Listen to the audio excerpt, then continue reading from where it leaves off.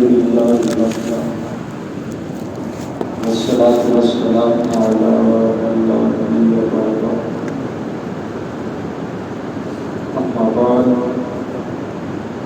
فأعوذ بالله من الشيطان الرجيم بسم الله الرحمن الرحيم ولا تقولوا لمن يقتل في سبيل الله أموات بل أحياء ولكن لا تشعرون. وقال النبي صلى الله عليه وسلم الحسن والحسين سيدا شباب أهل الجنة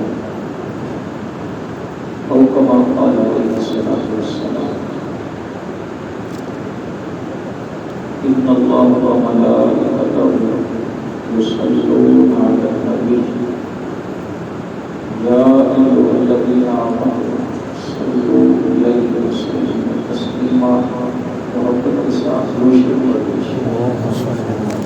اللهم صل على سيدنا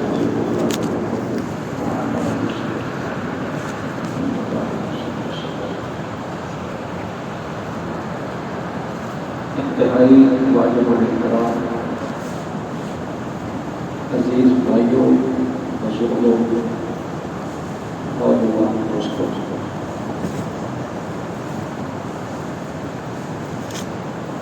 آج کا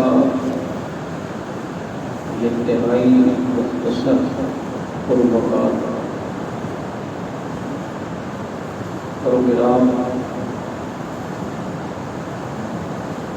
شہدائے کربلا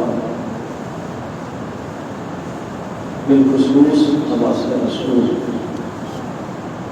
سیدنا حسین بن علی رضی اللہ تعالیٰ عنہ کو سلام عقیدت اور خراج عقیدت پیش کرنے کے لیے منعقد کیا گیا ہے۔ مجھے اس بات کی بڑی خوشی ہوتی ہے ہمارے بھائی خطیب اسلام حضرت مولانا محمد کاشف صاحب جب بھی کوئی اہم اسلامی تہوار یا موقع آتا ہے تو اس وقت اپنی مسجد میں محلے کی سطح پہ ایسا پروگرام کرنا اپنی دینی مذہبی ذمہ داری سمجھتے ہیں، اور اس بات کی اشد ضرورت ہے اگر ہم اپنی نسل نو کو صحابہ کرام اور اہل بیت کی تعلیمات و افکار سے آگاہ کرنا چاہتے ہیں اور ان کے دلوں میں صحابہ کرام اور اہل بیت کی محبت کا بیج بونا چاہتے ہیں، تو ایسی محافل اور ایسی مجالس کا انعقاد کر کے اپنی نسل نو کو اہل بیت و صحابہ کرام کے کارناموں اور ان کی تعلیمات سے روشناس کروانا یہ ہم سب کی مذہبی، دینی، اخلاقی، ملی ہر لحاظ سے ذمہ داری ہے۔ وگرنہ میں یہ بات بڑے وصول سے کہہ رہا ہوں کہ ہمارے بچے اور ہماری نسلیں ذہنی طور پر اور فکری طور پر اغوا ہو چکے ہیں۔ میری بات سمجھ آ رہی ہے آپ کو؟ ایسے اگر تھوڑا سا آگے ہو جائے تو تھوڑا سا مزید سمجھ آ جائے گا انشاءاللہ۔ تھوڑا سا آگے ہو جائے، آپ بھی تھوڑا سا حرکت کر لیں، تھوڑا سا آگے آپ سے کہہ رہا ہوں۔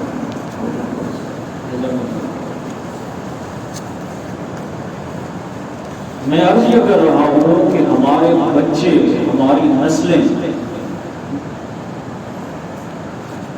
اس دور میں ذہنی اور فکری طور پر اغوا ہو چکے ہیں،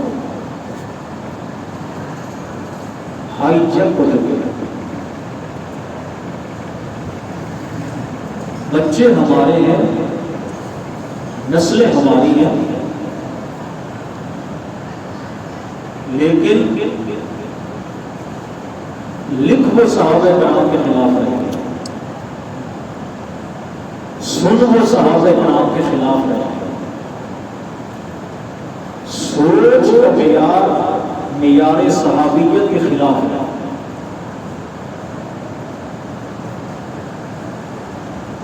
یہ سوشل میڈیا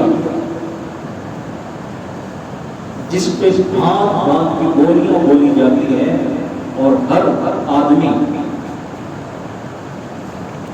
جو بھی تھوڑا سا لکھنا جانتا ہے یا بولنا جانتا ہے، اس نے صحابہ کرام کے خلاف بد اعتمادی کی فضا پیدا کرنے کے لیے ایک جلہار کام کیا۔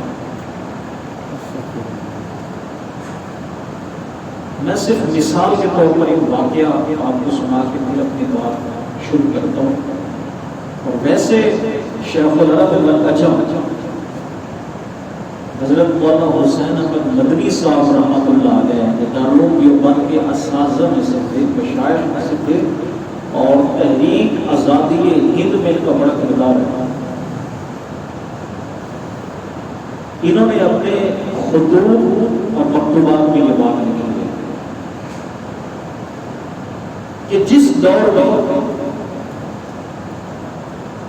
صحابہ کرام کے خلاف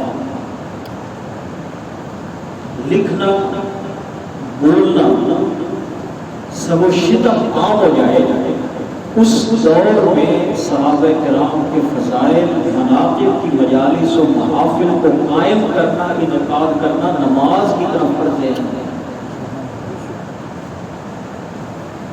نماز کی طرف فرض ہے۔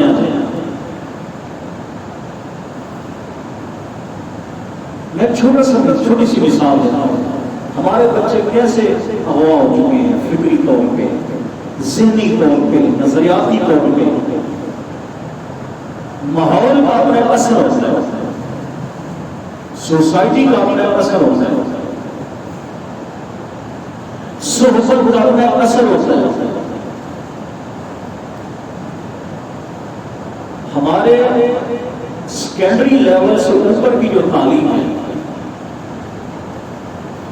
یونیورسٹی لیول ہے، اس کا نصاب، اس کے لیکچر، اس کے اساتذہ پروفیسر، آپ ان کی جو ذہنی سطح ہے مذہبی حوالے سے، ان کا جو نالج ہے، علم ہے، سوچ ہے، ان کی فکر ہے، آپ کبھی وہ پرکھیں، ان کے ساتھ بیٹھیں، آپ کو اندازہ ہو جائے گا کہ ہماری نسل نو کے ذہنوں میں کیا بیج بویا جا رہا ہے۔ ہم مہنگے اسکولوں میں تعلیم دیتے ہیں معذرت کے ساتھ بچوں کو، لیکن ہم نے کبھی اسکول میں جا کے یہ پتہ نہیں کیا کہ آپ پڑھاتے کیا ہیں، سلیبس کیا ہے، کتاب کون سی ہے، لکھنے والا کون سا ہے۔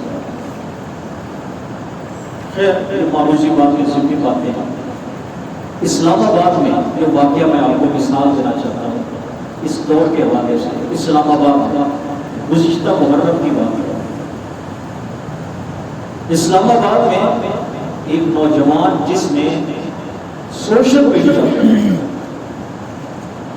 حضرت معاویہ رضی اللہ تعالیٰ عنہ کے خلاف انتہائی غلیظ جملے لکھے، ساتھیوں نے حرکت کی، FIR ہوئی، وہ گرفتار ہو گیا۔ گرفتاری کے چند دنوں کے بعد سفارشیں آنا شروع ہو گئی، اس کو رہا کر دیا گیا۔ سفارشیں کرنے والے کون تھے؟ اچھے خاصے مذہبی گھرانوں سے تعلق رکھنے والے، جماعت کے ساتھ وقت لگا ہوا ہے، داڑھیاں، ٹوپیاں، پگڑیاں۔ بچہ ہمارے آرسو رہا کروا میں غلطی ہو گئی، علماء بات کی تہ میں پہنچنے کے لیے سر جوڑ کے بیٹھ گئے۔ ماجرا کیا؟ اس نوجوان سے ملاقات کی گئی، اس سے پوچھا گیا تو ظالم تجھے آخر کیا پڑی تھی کہ دنیا میرے معاویہ رضی اللہ تعالیٰ کو اتنی غلیظ گالی دے رہا؟ اس نے کہا مجھے نہیں پتا تھا امیر معاویہ کون ہے، کیونکہ میں یونیورسٹی کے اپنے ساتھیوں سے اور کلاس فیلوز سے مسلسل سنتا ہوں کہ معاذ اللہ یہ ایک ظالم جابر حکمران تھا، ڈکٹیٹر تھا، اور نواز رسول کے قتل کے پیچھے چونکہ اس کا بہت بڑا ہاتھ ہے۔ اور پھر اس نے یہ کہا کہ میں چونکہ مرزا محمد علی جنگر کو بہت سنتا ہوں، اس لیے میں نے کہا واقعتاً ایسا ہوگا تو جیسے مجھے کہا گیا، مجھے پڑھایا گیا، سنایا گیا، میں نے ویسے ہی سیدنا امیر معاویہ کے خلاف لکھ دیا۔ آپ اس ایک مثال سے اندازہ لگائیں کہ بچے ہمارے مذہبی گھرانوں کے، لیکن ان کی فکری اور ذہنی طور پہ یہ صورت ہے۔ ضرورت ہے آج بچوں کو مسجد کے ساتھ جوڑیں، ایسی محافل کے ساتھ جوڑیں، ایسی مجالس میں لائیں، ان کو پڑھنے کے لیے کہیں، سننے کے لیے کہیں۔ نہیں کریں گے تو واللہ بخدا جو حالات، ہم علماء کچھ بھی نہیں ہوتے، ہماری مثال رہنما موسمیات والوں کی ہوتی ہے، جیسے وہ ہواؤں کا رخ دیکھ کے موسم کی صورتحال بتاتے ہیں، ایسے علماء بھی حالات کے تیور دیکھ کے حالات بتاتے ہیں۔ یہ ہونے والا ہے، خبردار ہو جاؤ، سمجھ جاؤ۔ ہماری حیثیت کچھ نہیں، ہماری حیثیت رہنما موسمیات کی، اور ہم تمہیں خبردار کر رہے ہیں۔ واللہ بخدا میرا اصلی اداروں سے بھی ایک بڑا گہرا مضبوط تعلق ہے۔ میں نے کالجز میں بھی پڑھایا ہے، یونیورسٹی میں بھی پڑھایا ہے، اور میں دیکھتا ہوں وہاں پہ کیا صورتحال ہے ہمارے نوجوانوں کی، اور ہمارے معاشرے کے اندر تو آپ دیکھ رہے ہیں۔ اور اگر ہم نے اس چیز کو اپنی ذمہ داری نہ سمجھا تو پھر بچے ہمارے ہوں گے، ان کے ہاتھ میں فیروزہ ہوگا، پھر بچے ہمارے ہوں گے، ان کے ہاتھ میں کڑے ہوں گے، پھر بچے ہمارے ہوں گے اور کالے کپڑے پہنے ہوئے ہوں گے، پھر بچے ہمارے ہوں گے اور وہ منت کے لیے اللہ کو اٹھائیں گے اور جا کر خون دے کے آئیں گے۔ اللہ خدا میں ذمہ داری سے بات کر رہا ہوں۔ حالات کے تیور سمجھو، ہواؤں کے رخ سمجھو، محنت کرو اپنے بچوں میں۔ اور ایک ہی صورت ہے، ایک ہی صورت ہے، مسجد اور مدرسے کے ساتھ بچوں کا تعلق بناؤ، علماء کے ساتھ تعلق بناؤ۔ ایسی جب بھی کوئی محفل اور مجلس قائم ہو اس میں بچوں کو آنے کی دعوت دیں، بٹھائیں ان کو، بچوں کو اپنے ساتھ لائیں، ان کو سنوائیں صحابہ کیا تھے، ان کو سنوائیں اہل بیت کیا تھے۔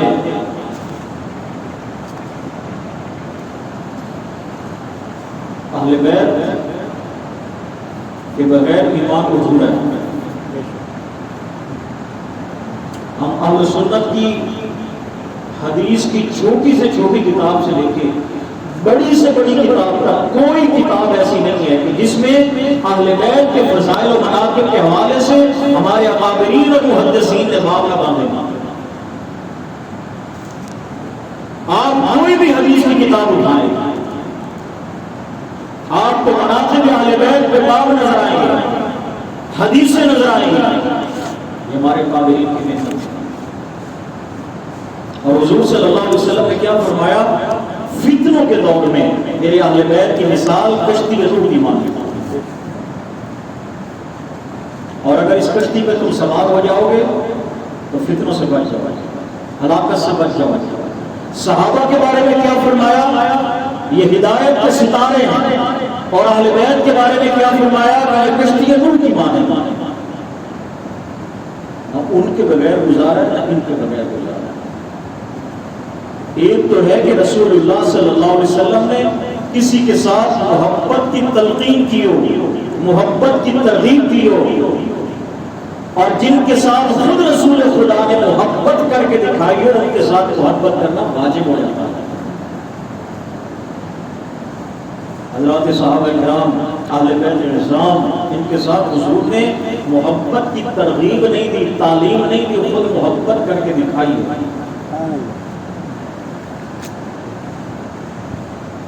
حضور صلی اللہ علیہ وسلم کے چچا حضرت عباس رضی اللہ تعالیٰ عنہ، ان کی پھوپھی جن کا نام ام فضل، یہ وہ عورت ہے کہ جس نے حضرت خدیجہ رضی اللہ تعالیٰ عنہ کے بعد عورتوں میں دوسرے نمبر پر اسلام قبول کیا تھا۔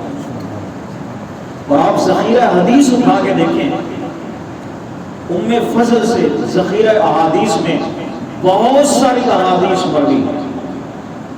یہ آئی حضور علیہ السلام کے پاس اور آ کے بیٹھ گئی آقا کے سامنے اور آ کے عرض کرتی ہے یا رسول اللہ میں نے خواب دیکھا ہے لیکن خواب بڑا خطرناک تھا. آقا حیران ہو گئے اور فضل رو رہی ہے. حضور علیہ السلام نے فرمایا فضل بتاؤ کیا خواب؟ کہنے لگی یا رسول اللہ میں نے خواب یہ دیکھا ہے کہ آپ کے جسم کا ایک ٹکڑا وہ کٹ گیا ہے اور کٹنے کے بعد میری گود میں آ گیا. حضور نے جب یہ خواب سنا تو مسکرا پڑے. فضل نے کہا یا رسول اللہ اللہ آپ کو ہمیشہ مسکراتا رکھے. میں رو رہی ہوں آپ ہنس رہے ہیں, میرے لیے پریشانی کی بات ہے, آپ مسکرا رہے ہیں. میں اس خواب کی تعبیر پوچھنا چاہتی ہوں, اس خواب کی تعبیر کیا ہے؟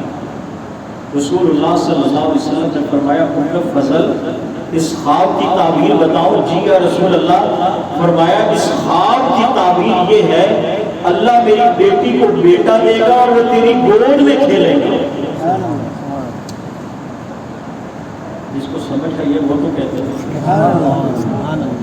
یہ یہاں پہ رواج نہیں ہے کہتے ہیں یار, اسی لیے تو وہ کہتے ہیں کہ یہ مانتے نہیں ہیں. وہاں جھوٹی بھی بات ہوتی ہے نا تو اچھل کے آتے ہیں, اور یہاں تو میں سچی بات سنا رہا ہوں, حدیث کی بات سنا رہا ہوں, مستند بات سنا رہا ہوں. تو کیا فرمایا فضل اللہ میری بیٹی کو بیٹا دے گا جو تیری گود میں کھیلے گا. فضل خوش ہو گئی. پھر اللہ نے سن 4 ہجری میں حضرت فاطمہ کو حضرت حسین عطا فرمائے. حضور نے حضرت حسین کو اٹھا کے فضل کی گود میں ڈال دیا اور فضل سے فرمایا فضل یہ ہے تیرے خواب کی تعبیر.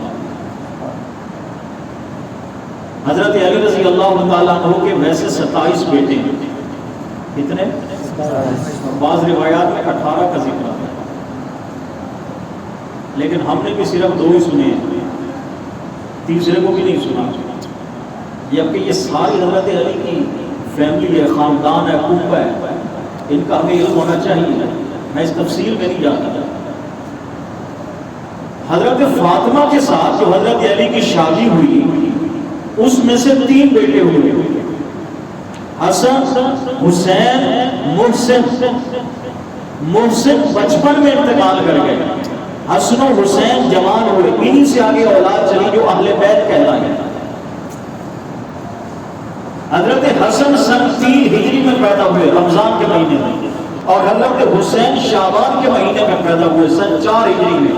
دونوں بھائیوں کی پیدائش میں 1 سال کا فرق ہے.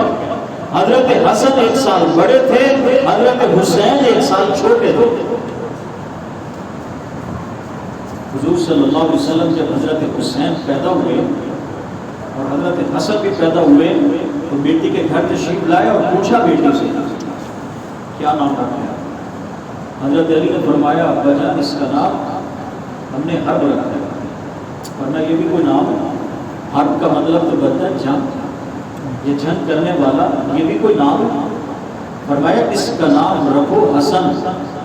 حضرت علی نے اس کا نام تبدیل کر دیا.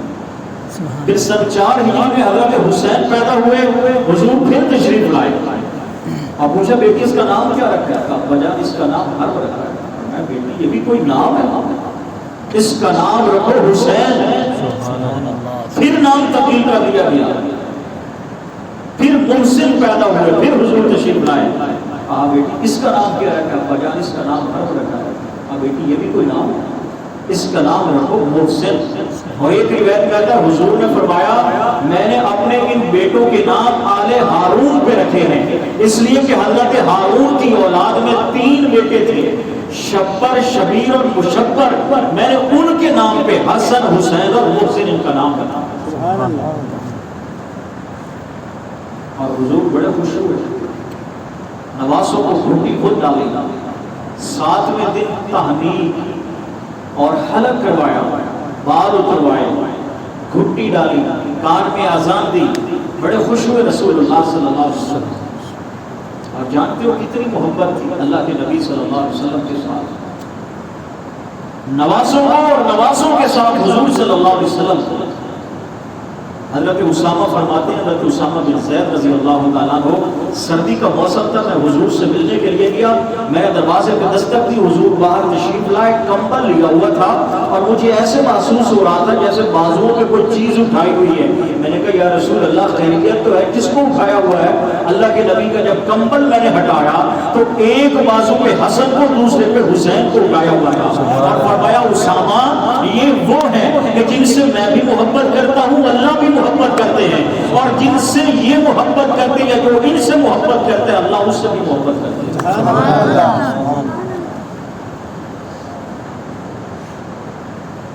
اپنی بیٹی کا گھر جہاں حضرت علی حضرت فاطمہ کو بیاہ کے لے گئے تھے، وہ مدینہ کے مسافات میں، لیکن بیٹی کی یہاں سے جدائی بھی حضور سے برداشت نہ ہوئی، اس سے صحابی سے کہا آپ یہ گھر چینج کر لیں فاطمہ کے ساتھ، علی کے ساتھ، وہ گھر علی کا لے لیں اور یہ دے دیں علی کو، اور بیٹی کو قریب بلا دیا، اور پھر اپنے گھر سے کھڑکی رکھوائی، سبحان اللہ، سبحان دیوار میں کھڑکی رکھوائی، اور اسی کھڑکی سے کبھی بیٹھے بیٹھے شہزادوں کو بلا کے پیار کر دیا۔ 5 سال کی عمر ہے، آپ صلی اللہ علیہ وسلم نماز پڑھا رہے ہیں، حضرت حسن و حسین پیٹھ پہ آ کے رسول اللہ کی سوار ہو گئے، سجدہ لمبا ہو گیا۔ نماز کے بعد صحابہ نے کہا یا رسول اللہ نماز میں وحی نازل ہو رہی تھی یا سجدہ لمبا کرنے کا حکم آ گیا؟ رسول اللہ نے فرمایا وحی بھی نہیں آ رہی تھی اور سجدہ لمبا کرنے کا بھی حکم نہیں آیا، حسن و حسین آ کے میری پیٹھ پہ بیٹھ گئے تھے، اور میں نے کہا جب تک خود نہیں اتریں گے میں سجدے سے سر نہیں اٹھاؤں گا۔ اللہ کے نبی منبر پہ کھڑے خطبہ ارشاد فرما رہے ہیں، 2 چھوٹے چھوٹے بچے دوڑ کے ہوئے آ رہے ہیں، کبھی گرتے ہیں، کبھی اٹھتے ہیں، کبھی گرتے ہیں، کبھی اٹھتے ہیں، برداشت نہیں ہوا، منبر سے نیچے اترے، خطبہ چھوڑنا جائز نہیں ہے، نیچے اترے اور دونوں کو اٹھایا اور پھر منبر پہ گئے، اور فرمایا کہ ویسے تو خطبہ چھوڑنا جائز نہیں، لیکن حسن و حسین کی محبت میں خطبہ چھوڑنے پہ مجبور کر دیا۔ سبحان اللہ، سبحان اللہ، سبحان اللہ۔ آپ کے عالم صلی اللہ علیہ وسلم تشریف فرماتے ہیں،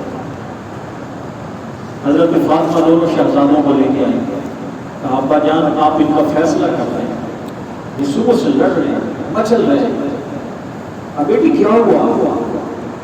فرمایا ابا جان ان دونوں نے تختی لکھی ہے۔ حسن میرے پاس آئے اور آگے کہتے ہیں اپنی جان فیصلہ کریں، بھائی حسین کی تختی خوش خط ہے یا میری تختی خوش خط ہے؟ تو میں نے شہزادوں کو ٹالنے کے لیے کہہ دیا بیٹا میں فیصلہ نہیں کر سکتی، جاؤ اپنے ابا علی سے فیصلہ کرواؤ۔ علی کے پاس گئے تو علی نے بھی کہہ دیا میں فیصلہ نہیں کر سکتا، جاؤ نانا محمد کے پاس جاؤ۔ دونوں کو لے کر میں آپ کے پاس آ گئی ہوں، اب آپ فیصلہ کر دیں۔ حضور نے دونوں کی تختیوں کو دیکھا، حسن کی تختی کو بھی، حسین کی تختی کو بھی، اور کائنات کو انصاف دینے والے کے لیے فیصلہ کرنا مشکل ہو گیا۔ میں کس کی تختی کو خوش کرتا ہوں؟ اچانک حضرت جبرائیل آئے اور آپ کی کہا یا رسول اللہ پھر میں فیصلہ کر دوں، پھر میں فیصلہ کر دوں کہ کس کی خوش خط تختی؟ حضور نے فرمایا جبریل پھر آپ فیصلہ کر دیں۔ حضرت جبریل کہنے لگے میں جنت سے 7 موتی لے کے آیا ہوں، اور یوں میں فضا میں ان موتیوں کو اچھالوں گا، جس کی تختی پہ 4 موتی آ گئے وہ خوش خط ہے۔ تو حضرت جبریل نے وہ 7 موتی جو فضا میں اچھالے تو 3 موتی حسن کی تختی پہ گرے اور 3 موتی حسین کی تختی پہ گرے، اور وہ جو 7واں موتی تھا آدھا ادھر گر گیا آدھا ادھر گیا۔ فرمایا رب کا فیصلہ ہے، کہ رب کا فیصلہ یہ ہے، وہ بھی حسن و حسین کے دل کو توڑنا نہیں چاہتا۔ حضور صلی اللہ علیہ وسلم اپنی بیٹی کے گھر بیٹھے تھے، حضرت فاطمہ کے گھر ایک گھٹنے پہ اپنے بیٹے ابراہیم کو اٹھا رکھا تھا، اور ایک گھٹنے پہ ایک ران پہ حضرت حسین کو اٹھا رکھا۔ اچانک حضور رونے لگ گئے۔ سیدہ نے پوچھا ابا جان خیریت تو ہے؟ ابھی آپ مسکرا رہے تھے، بچوں کے ساتھ کھیل رہے تھے، اور ابھی آپ رونے لگ گئے؟ کہا بیٹی ابھی جبرائیل آئے تھے اور مجھے آ کے یہ بتا گیا اللہ ان دونوں میں سے ایک کو مانگ رہے ہیں، اب آپ کی مرضی ہے ابراہیم دینا یا حسین دینا۔ تو سیدہ کہتی ہیں ابا جان پھر آپ نے کیا کہا؟ حضور فرماتے ہیں میں نے جبریل سے یہ کہا حسین رہنے دو، ابراہیم لے جاؤ۔ اس واقعے کے ٹھیک 3 ماہ کے بعد حضرت ابراہیم کا انتقال ہو گیا۔ یہ رسول اللہ کی محبت تھی حسن و حسین کے ساتھ۔ حضرت فاطمہ فرماتی ہیں رمضان کا مہینہ گزرا، جب رمضان کا مہینہ گزرا تو عید قریب آ رہی تھی اور شہزادے مچل رہے تھے کہ امی ہمارے لیے بھی نئے کپڑے بنوا دیجیے۔ میں سوچ رہی تھی کہ علی کے پاس کوئی میرے وسائل نہیں ہیں، میں کہاں سے نئے کپڑے بنواؤں گی، یہاں تک کہ بالکل رمضان آخری مراحل میں آ گیا اور سیدہ مصلی پہ بیٹھی ہے اور شہزادے آگے مچل رہے ہیں، سو وہ سب بچے نئے کپڑے پہنیں گے اور ابھی ہمارے پاس نئے کپڑے نہیں ہوں گے۔ فرماتی ہے میں اسی پہ متفکر تھی۔ اچانک جب میں نماز پڑھ سے فارغ ہوئی تو دروازے پہ دستک ہوئی، میں نے پوچھا کون؟ کہنے والے نے بتایا کہ میں آپ کا درزی ہوں۔ کس لیے آئے ہو؟ وہ نئے کپڑے سیدہ کو پیش کیے اور بس وہ چلا گیا۔ فرماتی میں نہیں پہچانتی کہ کون تھا۔ حضور صلی اللہ علیہ وسلم سے تشریف لائے گھر میں، جب دیکھا بچوں کو نئے کپڑے پہنے ہوئے تو بڑے خوش ہوئے۔ میں نے واقعہ کیا بجان ایسے ایسے کوئی آدمی لایا تھا، دروازے پہ دستک ہوئی، وہ 2 سیرے سلائے محسور دے کے چلا گیا، میں پہچان نہیں سکی وہ کون تھا۔ حضور نے فرمایا فاطمہ وہ جبرائیل تھے جو جنت سے جوڑے سلا کے لائے تھے، وہ شہزادے تھے جو جنت سے جوڑے سلا کے لائے تھے۔ میرے بھائیوں یہ بچپن تھا، بچپن، اور حضور کی ان کے ساتھ محبت، ان کی حضور کے ساتھ محبت۔ لیکن میں ایک بات کہنے لگا ہوں یہاں پہ، ہم اہل سنت ہوں یا دوسرے ہماری طرف سے بھی آل رسول کے ساتھ، بالخصوص حضرت حسین کے ساتھ بہت بڑی زیادتی ہوتی ہے، اور ان کی طرف سے تو ہوتی ہی ہوتی ہے۔ کیسے؟ ہم حضرت حسین رضی اللہ تعالیٰ عنہ کا بچپن سناتے ہیں، نبی کے ساتھ محبت، کاندھوں میں سواری، مچلنا، گود میں کھیلنا، یہ سارے واقعات سناتے ہیں، اور اس کے بعد ہم یکسر چھلانگ لگا کے واقعہ کربلا میں پہنچ جاتے ہیں۔ جبکہ حضرت حسین جب کربلا میں شہید ہوئے تو ایک روایت کے مطابق ان کی عمر 60 سال تھی اور ایک روایت کے مطابق ان کی عمر 58 یا 57 سال تھی۔ تو یہ درمیان کی ساری زندگی ہم سکپ کر دیتے ہیں، چھوڑ دیتے ہیں۔ حضرت حسین ابو بکر کے دور میں کہاں تھے، عمر کے دور میں کہاں تھے، عثمان کے دور میں کہاں تھے، علی کے دور میں کہاں تھے، حسن کے دور میں کہاں تھے، امیر معاویہ کے دور میں کہاں تھے؟ وہ تو ظلم کرتے ہی کرتے ہیں، لیکن اہل سنت کی طرف سے بھی ظلم ہوتا ہے۔ ہم بچپن کے 7 سال بیان کر کے اتنی بڑی چھلانگ لگاتے ہیں کہ کربلا میں پہنچ جاتے ہیں، اور نواز رسول کو پیاسا دکھا کر پھر خواب و خون میں تڑپتا ہوا دکھاتے ہیں۔ یہ درمیان کے جتنے سال ہے نہ ہم بیان کرتے ہیں نہ وہ بیان کرتے ہیں۔ اسی لیے تو پھر آل رسول کے ساتھ ہم بھی زیادتی کرتے ہیں اور وہ تو کرتے ہی کرتے ہیں۔ تو میرا دل یہ چاہتا تھا کہ آج صرف 7 سال نہیں بلکہ حضرت حسین رضی اللہ تعالیٰ عنہ کے خلفائے راشدین کے ساتھ گزرا ہوا ایک لمبا عرصہ یہ بھی آپ کے سامنے بیان کریں۔ سبحان اللہ، ضرور یہ سوال بنتا نہیں بنتا ہے۔ 58 سال عمر ہے حضرت حسین کی، جب حضور فوت ہوئے اس وقت تو شہزادوں کی عمر 8 سال تھی اور 7 سال تھی، تو درمیان میں حضرت ابو بکر کی خلافت کا 2.5 سال کا عرصہ ہے۔ حضرت حسن حسین کہاں تھے؟ ابو بکر کی وفات کے بعد حضرت فاروق اعظم کی خلافت کا عرصہ 10 سال ہے۔ حضرت حسن حسین کہاں تھے؟ حضرت فاروق اعظم کی شہادت کے بعد حضرت عثمان کی خلافت کا دورانیہ 12 سال ہے۔ حضرت حسن حسین کہاں تھے؟ حضرت عثمان کی شہادت کے بعد حضرت علی کی خلافت کا دورانیہ 5 سال ہے۔ حسن حسین کہاں تھے؟ حضرت علی کی کوفہ میں شہادت ہوئی اور اس کے بعد حضرت حسن رضی اللہ تعالیٰ عنہ تھوڑے عرصے کے لیے خلافت میں بیٹھے، تو اس وقت حضرت حسین اور حسن کا کردار کیا تھا. پھر حضرت فاروق اعظم کے دور میں حضرت امیر معاویہ شام کے گورنر بنے، اور حضرت فاروق اعظم کا دور بھی گزرا، حضرت عثمان کا دور بھی گزرا، حضرت علی کا دور بھی گزرا. پھر حضرت حسن نے پوری ملت اسلامیہ کو یکجا کرنے کے لیے امت مسلمہ کے وسیع تر مفاد میں بغیر کسی شرط کے غیر مشروط طور پہ حضرت امیر معاویہ رضی اللہ تعالیٰ عنہ کو اپنا خلیفہ مانا، امام مانا، مقتدا مانا، خلیفۃ المسلمین مانا، اور اپنے بھائی سے بھی بیعت کروائی اور خود بھی ان کے ہاتھ میں بیعت کی. طویل ترین اسلامی حکومت 20 سال یا 19 سال کا دورانیہ، اس عرصے میں حضرت حسن حسین کہاں تھا؟ یہ یزید تو امیر معاویہ کے خلاف کے بعد وفات کے بعد بیٹھا ہے، اور حضرت امیر معاویہ کی وفات کے 6 مہینے کے بعد سن 60 یا سن 61 ہجری میں یہ واقعہ کربلا پیش آیا. حضور کی وفات ہوئی ہے سن 11 ہجری میں، تو سن 11 ہجری سے لے کے سن 61 ہجری تک حسن و حسین کہاں تھے؟ کیا ان پہ لڑکپن نہیں آئی؟ کیا ان پہ جوانی نہیں آئی؟ وہ جوانی انہوں نے کہاں گزاری، لڑکپن کہاں گزارا؟ خلفاء راشدین کے دور میں علاقے فتح نہیں ہوئے، اسلامی حکومت، اسلامی سلطنت پھیلی نہیں ہے، اسلام عرب سے لے کے عجم میں نہیں پھیلا. کیا ان شہزادوں کا جنگوں میں کوئی کردار نہیں تھا؟ یہ گھر میں بیٹھے رہتے، ہجرت کر گئے، جلا وطن کر دیے گئے، آخر کہاں گئے؟ یہ سوال ان پہ بھی ہے اور ہم پہ بھی ہے. وہ تو بیان نہیں کریں گے، اس لیے نہیں کریں گے اگر حضور کی وفات کے بعد شہزادوں کی عمر 7 اور 8 سال تھی، ابو بکر کے دور میں حسن و حسین کو دکھائیں گے تو پھر رحماء بین ان کی تفصیل سامنے آئے گی. حضرت عمر کے دور کا کردار دکھائیں گے تو پھر حضرت عمر شہزادوں کو اکٹھے لے کر چلتے ہوئے نظر آئیں گے. حضرت عثمان کا دورانیہ بیان کریں گے تو پھر پتہ چلے گا کہ حضرت حسن و حسین حضرت عثمان کے ساتھ بطور مشیر و وزیر ہوا کرتے تھے.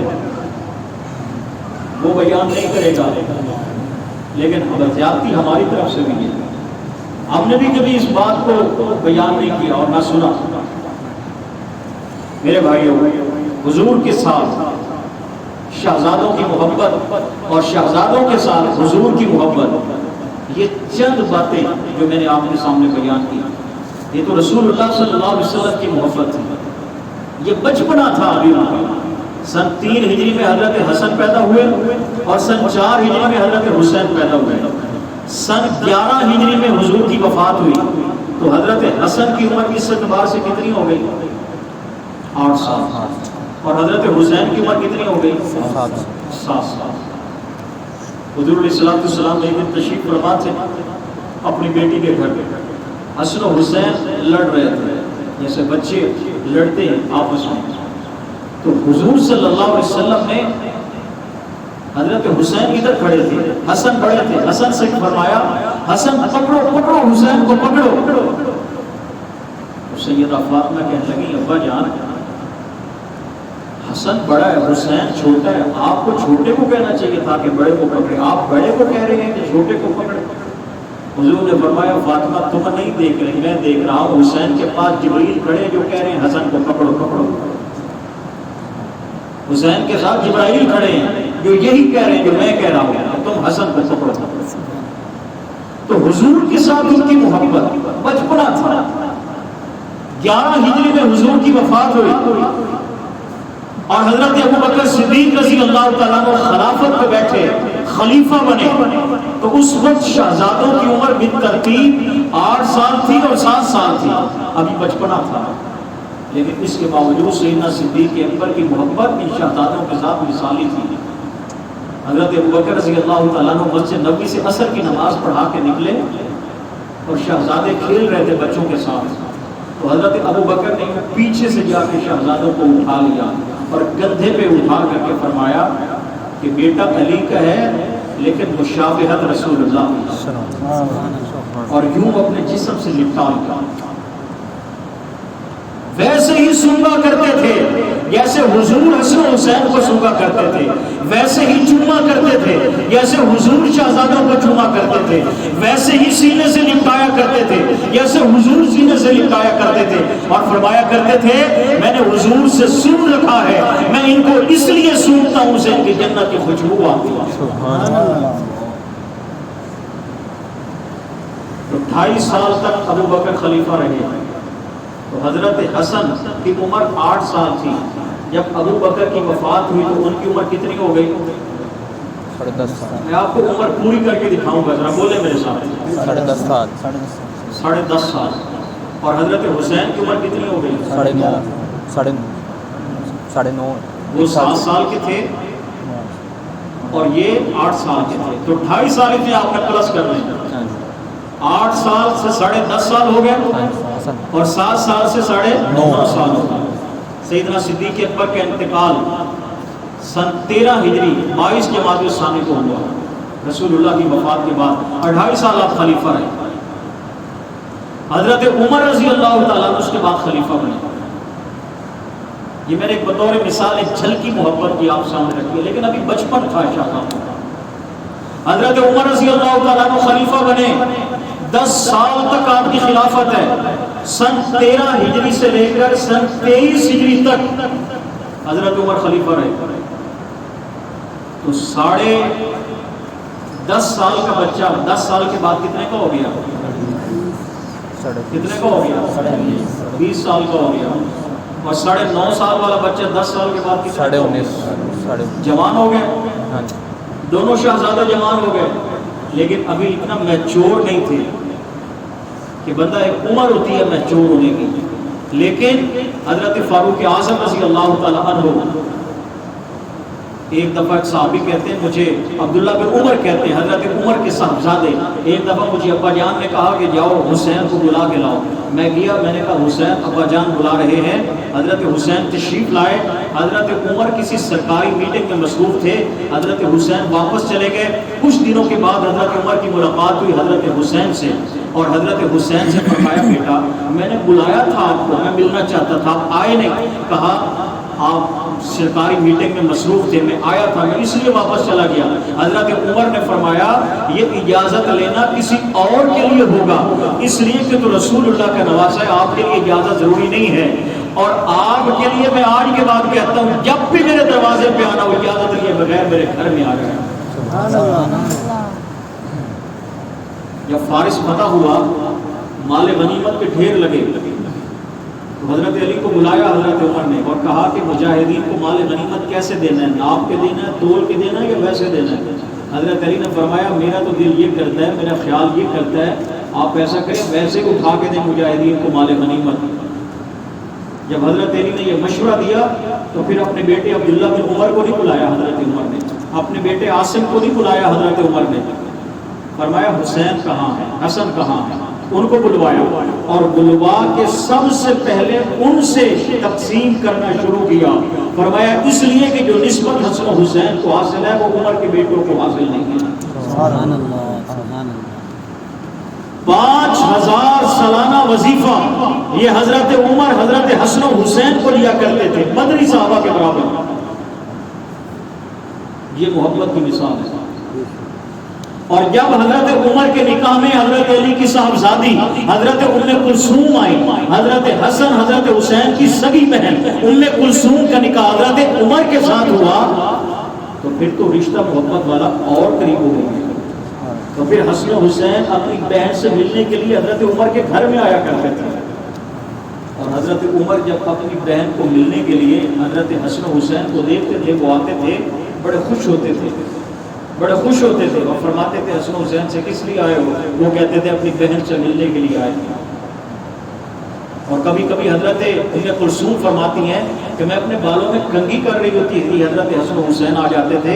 یہاں پہ فقہاء نے یہی مسئلہ لکھا ہے اس روایت کے ضمن میں کہ اگر کوئی محرم خاتون ہونا تو ویسے احتیاطاً نہیں چاہیے، لیکن اگر کوئی محرم خاتون کسی محرم کے سامنے اپنے بال کھول بھی لے ضرورت کے مطابق اس میں کوئی حرج نہیں ہے، اس لیے کہ حضرت حسن و حسین ابن کلثوم کے محرم تھے، اور وہ فرماتے ہیں میں بالوں میں کنگھی کر رہی ہوتی تھی، حسن و حسین مجھے ملنے کے لیے آیا کرتے تھے۔ حضرت عمر رضی اللہ تعالیٰ عنہ کے دور میں جب فارس فتح ہوا، وہاں سے حلے آئے، لباس آئے، اور آپ نے مجاہدین کے غنائم تقسیم فرمائے، لیکن جب حضرت حسن و حسین کی باری آئی تو فرمایا یہ شہزادوں کے شایان شان نہیں ہیں۔ اسپیشل بندہ بھیجا فارس میں اور کہا کہ حسن و حسین کے لیے نئے حلے بنا کے بھیجو، وہاں سے بنوائے، ان کو پہنائے اور سامنے بٹھایا، فرمایا بیٹے علی کے ہیں، نواز نبی کے ہیں، لیکن دیکھ کر عمر کی آنکھیں ٹھنڈی ہو رہی ہیں۔ لیکن ابھی بھی چونکہ 1920 سال ہوا تھا، حضرت عمر رضی اللہ تعالیٰ عنہ کے دور میں صرف ایک جنگ میں حضرت حسین شریک ہوئے ہیں اور حضرت حسن شریک ہوئے ہیں، صرف ایک جنگی مارکے میں، اور اس میں بھی بطور غازی یا سپاہی کے ان کی تشکیل نہیں تھی، صرف آپ یہ کہہ لیں کہ ریزرو فورس ہوتی ہے لشکر کے ساتھ جو ضرورت پڑنے پہ بلائی جاتی ہے، تو حضرت حسن و حسین کو حضرت عمر نے ریزرو فورس میں رکھا ہوا تھا۔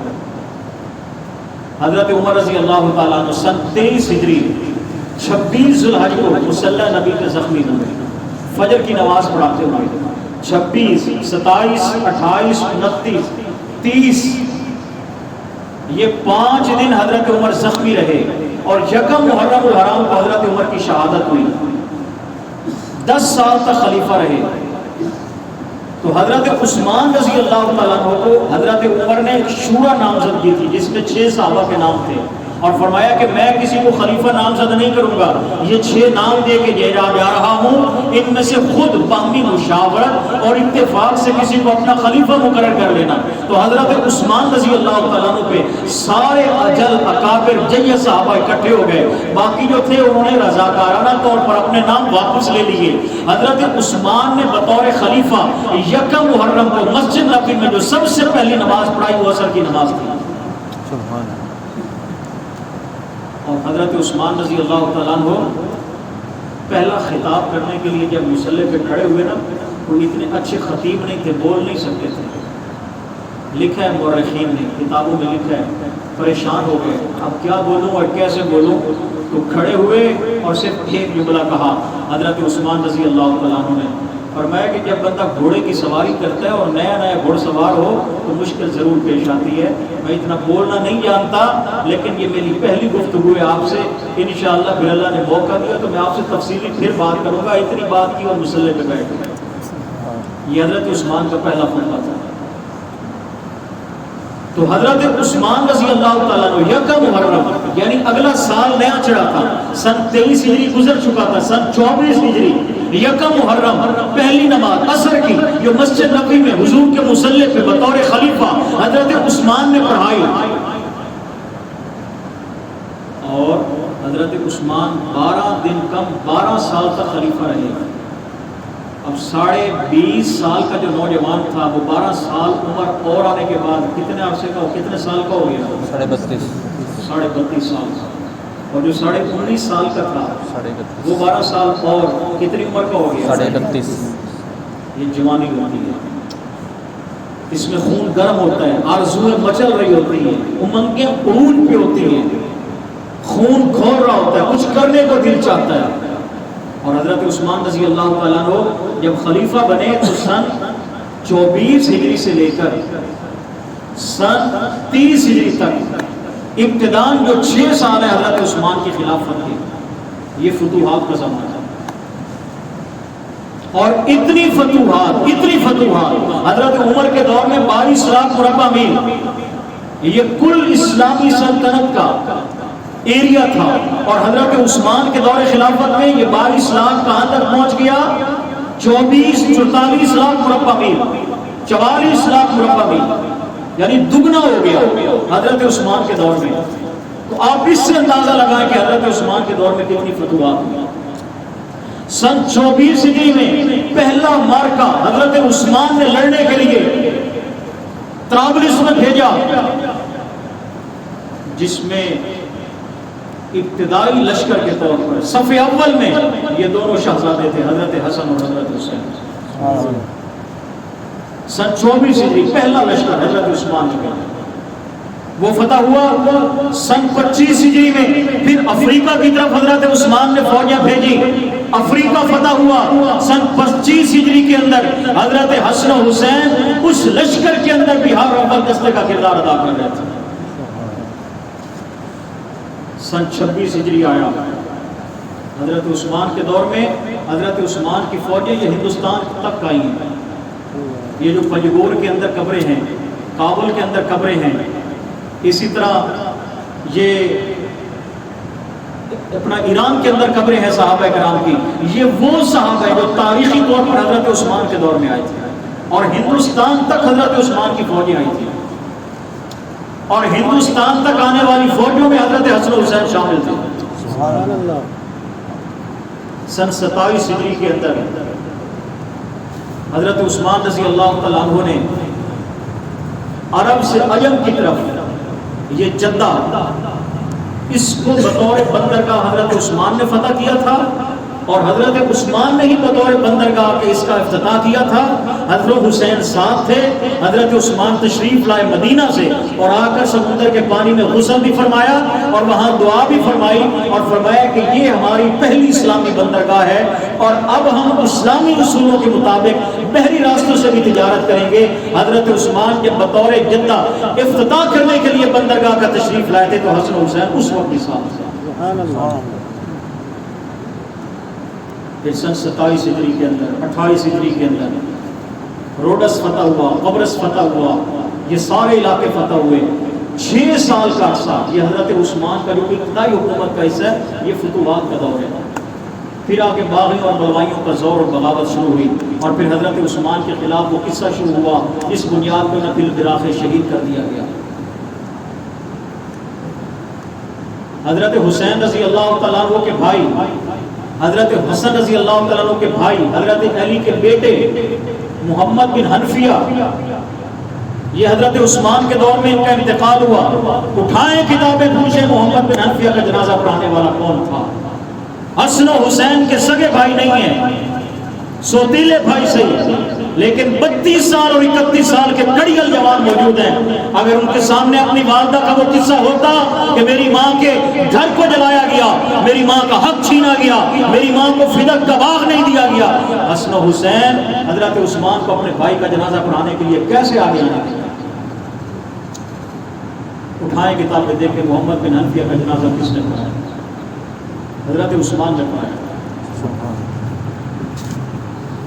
یہ میں ایک مختصر سی جھلک آپ کو بتا رہا ہوں کہ آخر یہ لوگ خلفاء راشدین کے دور میں کہاں تھا.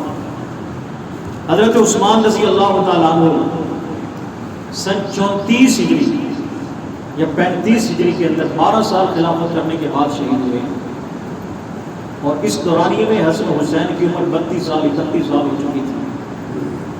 اور میں نے عرض کیا کہ یہ وہ عمر ہوتی ہے کچھ کرنے کا جذبہ ہوتا ہے اور بھرپور جنگوں کے اندر حصہ لیا، بھرپور فتوحات میں حصہ لیا. ہر جنگ میں ہر جو ہے جنگی مارکے کے اندر. فتوحات شام نام کی کتاب ہے، یہ عربی کے اندر ایک کتاب تھی، اب اس کا اردو میں ترجمہ ہو چکا ہے. صحابہ کرام کے جنگی مارکے فتوحات شام کے نام سے یہ کتاب تھی. آپ اس کو اٹھا کے دیکھیں، اس میں آپ کو مل جائے گا کہ حضرت عثمان کے دور میں حضرت حسن حسین نے اول دستہ کردار ادا کیا تھا. یہ صحابہ کے جنگی مارکے نامی کتاب ہے. حضرت علی رضی اللہ تعالیٰ عنہ حضرت عثمان کی شہادت کے بعد خلیفہ بنے. یہ اور بات ہے کہ حضرت علی رضی اللہ تعالیٰ عنہ نے اسلامی حکومت کا دارالخلافہ مدینہ کی بجائے کوفہ میں منتقل کر دیا اور اس کے پیچھے ایک لمبی داستان ہے کہ کیوں منتقل کیا. حضرت عثمان کو جب باغی بلوائی شہید کرنے کے لیے آئے تھے آپ نے تاریخی طور پہ خود کا ارشاد فرمایا تھا اور اس میں فرمایا تھا مجھے تم کیوں شہید کرنا چاہتے ہو؟ اگر میں شہید ہو گیا تو یاد رکھو پھر قیامت تک تم ایک امام کے پیچھے نمازیں نہیں پڑھ سکو گے. امت کے اندر فتنوں کا اختلاف کا کیسا دروازہ کھول ہو جائے گا جو پھر بند نہیں ہو سکے گا اور آج تک وہ فتنوں کا دروازہ پھر بند نہ ہو سکا. حضرت شاہ ولی اللہ رحمۃ اللہ علیہ نے ازالۃ الخفا میں لکھا ہے کہ حضرت عثمان کی شہادت سے جہاں اور نقصان ہوئے وہیں پر سب سے بڑا نقصان اس امت مسلمہ کا یہ ہوا ہے کہ اللہ نے آسمان سے مسلمانوں کی مدد اور نصرت کے لیے فرشتوں کو نازل کرنا بند کر دیا. یہ حضرت عثمان کی شہادت سے بہت بڑا نقصان ہے. تو میں عرض کر رہا ہوں حضرت علی رضی اللہ تعالیٰ عنہ 18 ذوالحج حضرت عثمان شہید ہوئے سن 34 ہجری کے اندر. پھر حضرت علی خلیفہ بنے اور حضرت علی نے دارالخلافہ مدینہ کی بجائے کوفہ کو جا کے بنایا. یہ دونوں اپنے والد گرامی کے ساتھ گئے اور وہاں جا کر بطور مشیر کے حضرت علی کے کام کیا. اور اس وقت قصر خلافت میں امیر المومنین کے ہاں حضرت علی کے ہاں حضرت حسن و حسین بڑی اہم ذمہ داری کے فائز تھے. حضرت مولانا محمد نافع صاحب جنہوں نے سیرت حسنین میں لکھی ہے، آپ کبھی اس کتاب کو پڑھیں، سیرت حسن سیرت حسین دونوں حصے پڑھیں، جس میں آپ کو واضح طور پہ لکھا نظر آئے گا کہ حضرت علی کے دور میں دونوں شہزادوں کا کیا کردار تھا. پھر حضرت علی رضی اللہ تعالیٰ عنہ شہید ہوئے سن 38 ہجری کے اندر، یہ بعض روایت کے مطابق سن 40 ہجری کے اندر. تو اس وقت حضرت حسن رضی اللہ تعالیٰ عنہ خلیفہ ششم کے طور پر تھوڑے عرصے کے لیے متمکن ہوئے. پھر معروضی حالات آپ کے سامنے ہیں. حضرت علی کے دور میں باقاعدہ امت دو گروہوں میں تقسیم ہو چکی تھی، ایک شیعان علی کے نام پہ، ایک شیعان معاویہ کے نام پہ. قصاص عثمان کے نام سے جو بدلے کا ایک شور اٹھا اور انہوں نے کہا کہ ہم حضرت عثمان کے خون کا بدلہ لیں گے. حضرت علی کا فرمانا یہ تھا ابھی میں مضبوط اور متمکن نہیں ہوں، مستحکم نہیں ہوں، میری حکومت مضبوط نہیں ہے، لیکن میرے سامنے یہ بہت بڑا سوال کھڑا ہے حضرت عثمان کے قاتلین سے بدلہ لینے کے لیے. اگر مجھے خدا نے مضبوطی اور مستحکم کیا اور میری حکومت مضبوط ہو گئی، میں تمہیں دکھاؤں گا قاتلین عثمان سے بدلہ کیسے لیا جاتا ہے. لیکن لڑانے والے کون تھے، لانے والے کون تھے اور آ کر آمنے سامنے کھڑے کرنے والے کون تھے، یہ بھی تاریخ کا ایک بہت بڑا المیہ ہے. انسان کا دل خون کے آنسو ہوتا ہے کہ امت مسلمہ کا بہت بڑا نقصان ہوا اور قصاص عثمان کے نام پر مسلمانوں کی تلواریں آمنے سامنے آ گئیں. باقاعدہ دو گروہ بن گئے اور اس دو گروہوں کا خاتمہ حضرت حسن نے اپنے دور خلافت میں کیا. جب حضرت امیر معاویہ رضی اللہ تعالیٰ عنہ کو اپنی خلافت سے دستبردار ہو کر کے ان کو بلایا اور بلا کے کوفہ کے منبر پہ بٹھایا اور بٹھا کر کے سب سے پہلے اپنا ہاتھ حضرت امیر معاویہ کے ہاتھ پہ رکھا، پھر اپنے بھائی حسین کو کھڑا کیا اور ان کا ہاتھ حضرت امیر معاویہ کے ہاتھ پہ رکھا اور فرمایا میں امت مسلمہ کے وسیع تر مفاد میں آج اپنی خلافت سے دستبردار ہو کر امیر معاویہ کو امت مسلمہ کا واحد امیر المومنین تسلیم کرتا ہوں. یہاں ایک اور بات بھی عرض کر دوں، آج اس لیے حضرت حسن کا تذکرہ کم کیا جاتا ہے. کبھی آپ نے سنا کہ حضرت حسن کے نام پہ بھی مجلس ہوئی؟ کبھی آپ نے سنا کہ حضرت حسن کے نام پہ بھی کوئی ایسا رونا پیٹنا کیا گیا؟ کیوں نہیں؟ وہ علی کا بیٹا نہیں ہے، وہ فاطمہ کا بیٹا نہیں ہے، وہ حضور کا نواسہ نہیں ہے.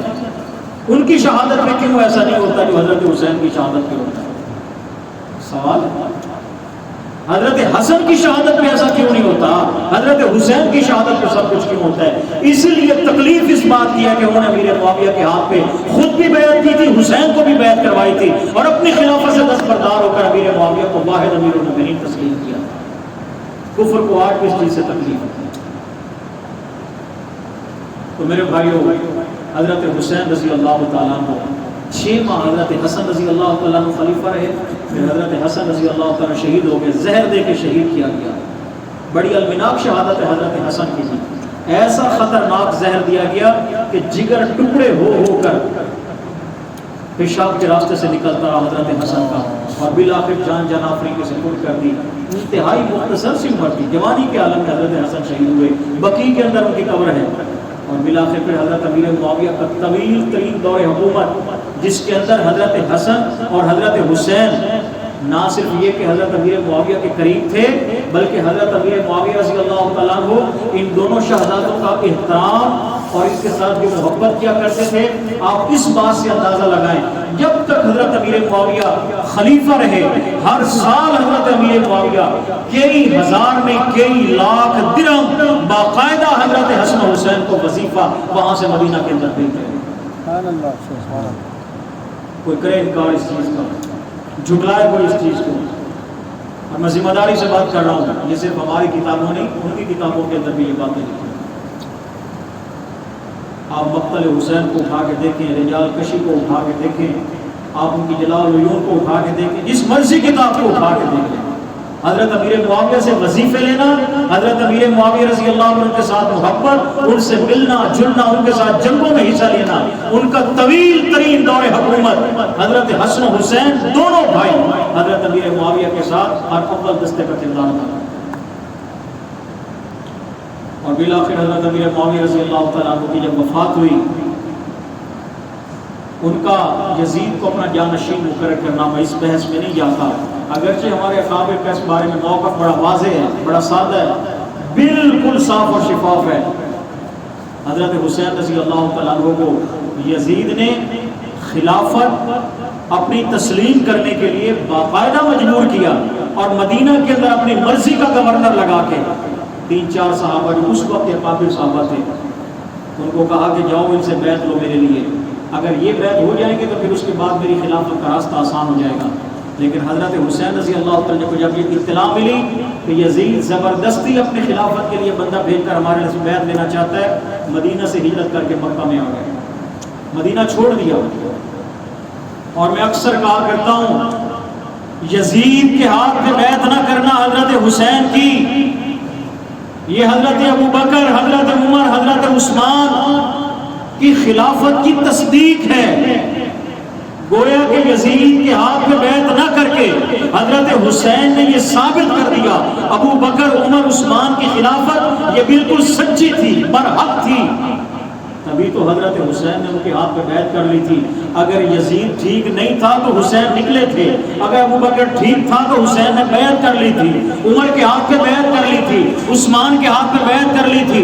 جو یزید کے خلاف نکل کے نانا کے دین کو بچانے کے لیے جہاد کر سکتا ہے، وہ ابو بکر کے خلاف بھی تو نکل سکتا تھا، یا نکال سکتا تھا، عمر کے خلاف بھی تو نکل سکتا تھا، یا نکال سکتا تھا، عثمان کے خلاف بھی تو نکل سکتا تھا، یا اپنے رشتہ داروں اور اپنے قبیلے والوں کو نکال سکتا تھا۔ لیکن یزید کے ہاتھ میں بیعت نہ کرنا یہ ابو بکر، عمر، عثمان کے خلافت کے سچے ہونے کی دلیل ہے۔ حضرت عثمان، حضرت ابو بکر، حضرت عمر، حضرت ابو بکر یہ سچے تھے۔ اور محرم آتا ہے، ہر طرف اتحاد بین المسلمین اور رواداری اور امن اور بین المذاہب، یہ نعرے آپ بھی سنتے ہوں گے۔ میں اس موقع پر اکثر ایک اور بات کہا کرتا ہوں، میں کہا کرتا ہوں کہ حسین یہ تو صلح کا معیار ہے، اور اسی کو معیار بنا کے پاکستان میں امن کی فضا قائم کرنے کے لیے، رواداری کی فضا قائم کرنے کے لیے، بین المسالک ہم آہنگی پیدا کرنے کے لیے حسین کو ترازو بنا لیتے ہیں۔ جس کو حسین نے مانا ہے ہم سب مان لیتے ہیں، جس کو حسین نے نہیں مانا ہم بھی نہیں مانتے۔ آؤ اسی بات پہ فیصلہ کرتے ہیں۔ حسین نے ابو بکر کو مانا تم بھی مان لو، حسین نے عمر کو مانا تم بھی مان لو، حسین نے عثمان کو مانا تم بھی مان لو، حسین نے معاویہ کو مانا تم بھی مان لو۔ حسین کو ترازو بنا لیتے ہیں، حسین کو معیار بنا لیتے ہیں۔ جس سے حسین نے محبت کیا ہو اس سے سب محبت کرتے ہیں، جس سے حسین نے نفرت کیا ہو سب اس سے نفرت کرتے ہیں۔ باقی یہاں تک شہادت کی بات ہے میرے بھائیوں، شہادت بہت بڑی نعمت ہے، نعمت ہے، مصیبت نہیں ہے۔ اس پہ معاملہ کیا جائے، اس پہ جزا فضا کی جائے، جس پہ رخسار پیٹے جائیں، جس پہ گریبان چاک کیا جائے، جس پہ سر کے بال کھولے جائیں، جس پہ لوہے مرثیے لگائے جائیں، یہ مصیبت نہیں ہے، یہ نعمت ہے، اللہ کی طرف سے نعمت ہے۔ اور ایک روایت میں آتا ہے شہید جو ہوتا ہے اس کی روح، یعنی اعزاز بتا رہا ہوں شہید کا، آخری بات شہید کا اعزاز بتا رہا ہوں، شہید کی روح براہ راست اللہ قبض کرتا ہے۔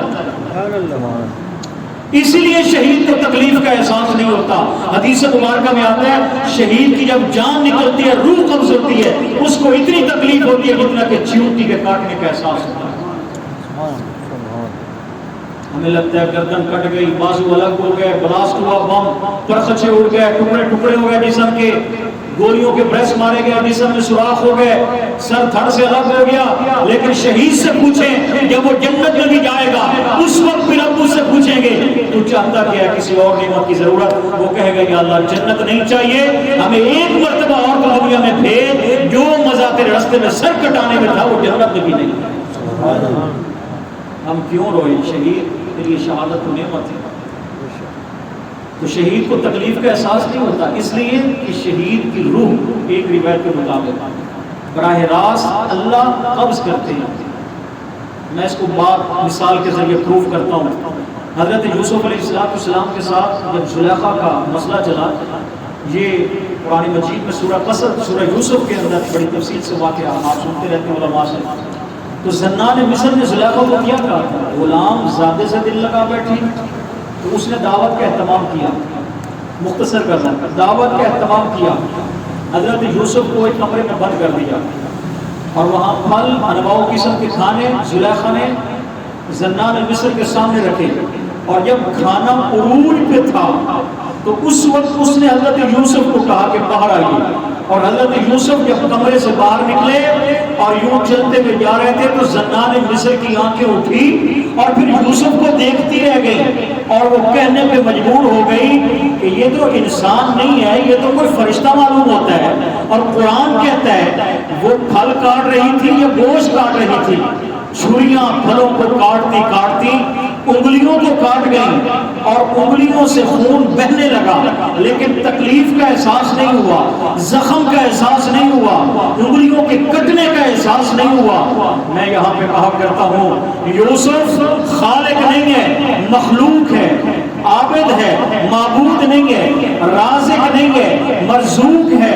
اگر یوسف کا حسن دیکھ کر زنان مصر کو چھری سے انگلیاں کٹنے کا احساس نہیں ہوا اور تکلیف کا پتہ نہیں چلا، خون نکلنے کا پتہ نہیں چلا، تو وہ اللہ جو شہید کی روح قبض کرنے شہید کے سامنے خود آتا ہے، تو شہید کو اگرچہ زخم بڑے لگتے ہیں لیکن وہ دیدار الہی میں اتنا محب ہوتا ہے، اتنا مستغرق ہوتا ہے. دیدار الہی میں شہید اپنی تکلیف بھول جاتا ہے اور اس کو اللہ کے دیدار میں اتنا مزہ آتا ہے، وہ کہتا ہے ربا تیری جنت میں اتنا مزہ نہیں ہے جتنا کہ شہادت میں شہید ہوتے ہوئے مزہ آتا.